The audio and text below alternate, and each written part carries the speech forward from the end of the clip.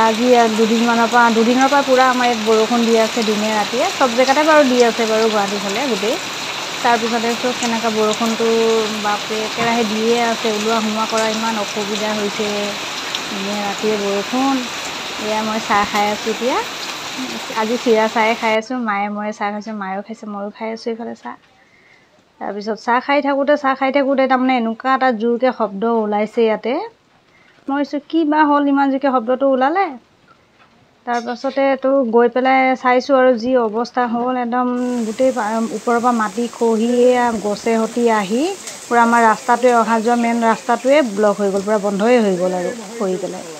এই চাওকচোন কেনেকুৱা অৱস্থা হ'ল। এনেইতো বৰষুণ পানী হৈ আছে, ৰাস্তাটো বাৰু পকাৰে আমাৰ, কিন্তু এয়া এনেকুৱা হ'ল। ভিডিঅ'টো মোৰ কালিৰে হয়, মই কালিৰ ভিডিঅ'টো আজি দিছোঁ বাৰু। এই চব কেনেকুৱা অৱস্থা হ'ল। এইফালে দিনে ৰাতিটো বৰষুণে, তাৰ ওপৰত আৰু এইফালে ৰাস্তাটোও গোটেই বন্ধ হৈ গ'ল।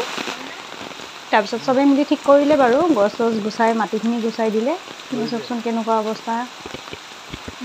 কেনেকুৱা পানী গৈ আছে ৰাস্তাটো দি। কিন্তু চব জেগাতে হৈয়ে আছে, আমি নিউজতো চাই আছোঁ। কিন্তু আমাৰ ইয়াতো এনেকুৱা অৱস্থা, ওলোৱা সোমোৱা বহুত অসুবিধা হৈছে আৰু পূৰা ৰাস্তাটো বন্ধ হৈ গ'ল।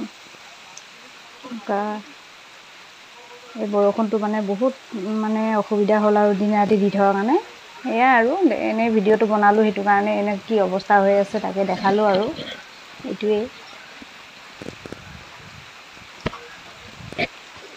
একেৰাহে বৰষুণৰ কাৰণে এই অৱস্থা, পানী কেনেকুৱা গৈ আছে দেখিছেনে?